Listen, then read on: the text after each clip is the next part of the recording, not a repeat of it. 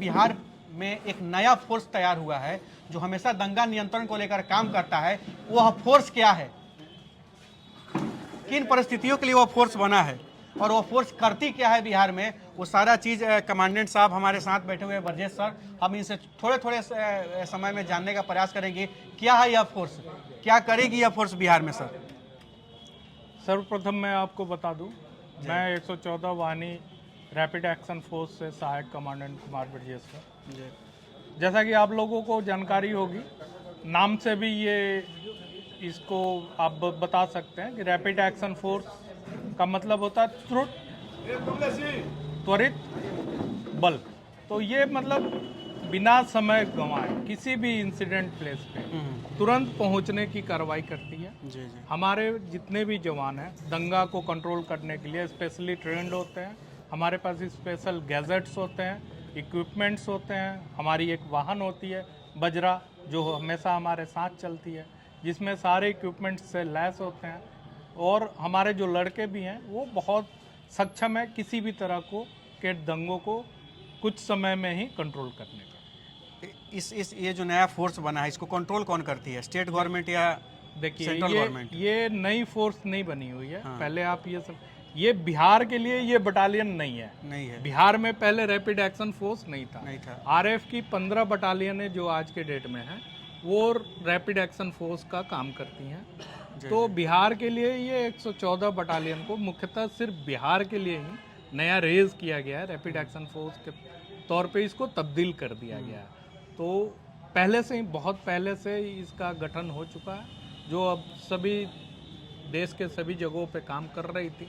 लेकिन बिहार में अभी ज़रूरत महसूस हुआ है, इसलिए बिहार में भी एक बटालियन को केंद्र सरकार द्वारा दिया गया है। जो भी हमारा कंट्रोलिंग अथॉरिटी है वो एमएचए है। एमएचए के द्वारा हम कंट्रोल होते हैं।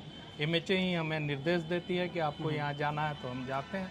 और जो सिविल एडमिनिस्ट्रेशन है, जो यहाँ के डीएम, कुल मिलाकर आपके अनुसार मतलब दंगा करने वालों का कोई खैर नहीं है? नहीं, देखिए दंगा हमेशा दंगा कराया जाता है। दंगा कोई आप बोले कि दंगा होता है तो इस चीज़ को मैं नहीं मानता हूँ। हमेशा दंगा कराया जाता है, हमेशा उन चीज़ों से आपको निपटना है।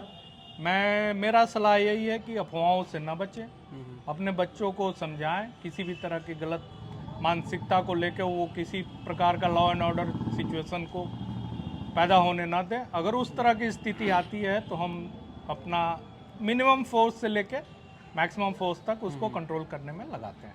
अच्छा, बिहार में बहुत सारे ऐसे ज़िले हैं जहाँ पे इस तरह का घटना हो चुकी है, वहाँ पे आप लोगों का मतलब रोल भी काफ़ी अच्छा रहा है। बहुत सारे ऐसे ज़िले हैं और तमाम पटना के भी धरती पर देखा जाता है, पटना सिटी में, कि जब किसी के द्वारा जो आंदोलन होते हैं, प्रदर्शन होते हैं, जब वो उग्र रूप लेता है, पत्थरबाजी हो गई चाहे कुछ भी हो, तो आप लोग भी बल का प्रयोग करने का जो काम करती है, इस ड्रेस में जो फोर्स होती है वो आप ही लोग रहते हैं। अब देखिए, बहुत ज़्यादा बल का प्रयोग करने की अभी यहाँ आवश्यकता नहीं पड़ी है। जी जी। और मैं चाहता भी हूँ कि बहुत ज़्यादा बल का प्रयोग नहीं करना पड़े, क्योंकि ये समाज से हमारे बीच के ही लोग हैं और आपके और हमारे भाई, कोई भतीजा, कोई चाचा, ऐसे ही लोग होंगे। बिल्कुल।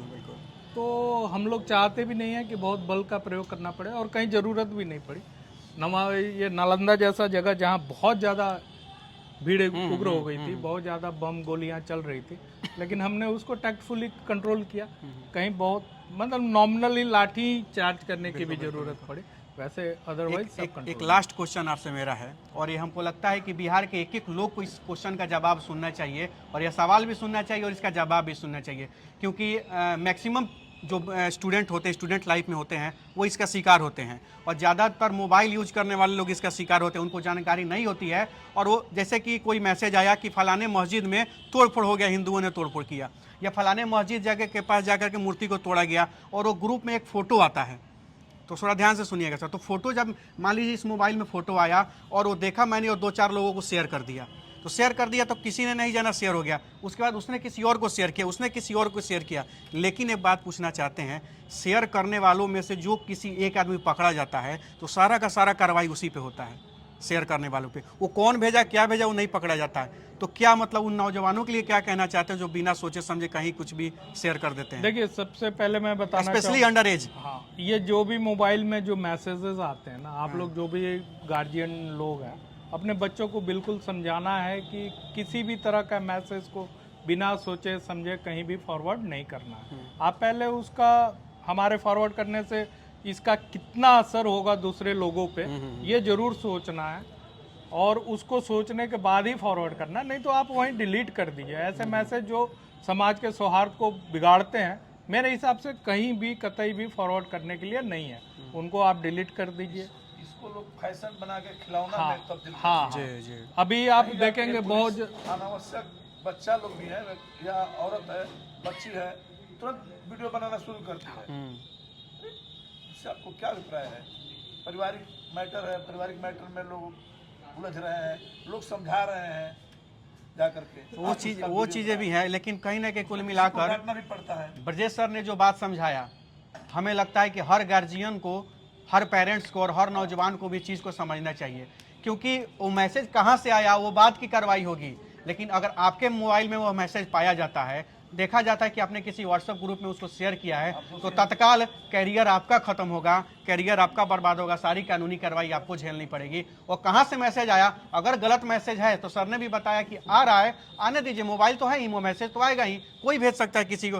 तो तत्काल उसका एक उपाय सर ने बताया क्या कि उसको वहीं पर डिलीट कर दीजिए, वहीं पर उसको डिलीट कर दीजिए, कहानी वहीं खत्म हो जाएगा। आप फॉरवर्ड करेंगे, कब कहाँ किसके पास जाएगा और कब कहाँ कौन सी घटना घटेगी, nobody knows about their future, that what will happen, और अटक जाइएगा आप और आपका कैरियर खत्म होगा। तो सर थे, सर के द्वारा रैपिड एक्शन फोर्स जो बिहार में नई तरीके से शुरू की गई है, कहीं भी किसी भी विशेष परिस्थितियों में अगर ऐसी घटना होती है तो आप इस फोर्स का आप मदद ले सकते हैं। हेडक्वार्टर में, पुलिस स्टेशन में भी आप खबर दे सकते हैं। पुलिस, आपकी नज़दीकी पुलिस स्टेशन जो होगी वो इस रैपिड फोर्स को आपके यहाँ बुलाएगी, आपके यहाँ आपके मदद के लिए। लेकिन उस कंडीशन में आपको यह ध्यान, छोटा सा ध्यान रखना होगा कि किसी भी छोटे मोटे मामलों में भी इनको डिस्टर्ब न करें।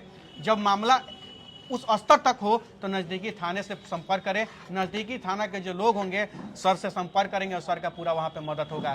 लेकिन एक चीज़ ध्यान रखिएगा, दंगा, सर ने क्या कहा है, दंगा होता नहीं है, दंगा किसी न किसी की साजिश होती है। क्या सर? वो साजिश होती है, तो उस साजिश का हिस्सा नहीं बनना है, अपने भविष्य के बारे में सोचना है। जय हिंद, जय बिहार।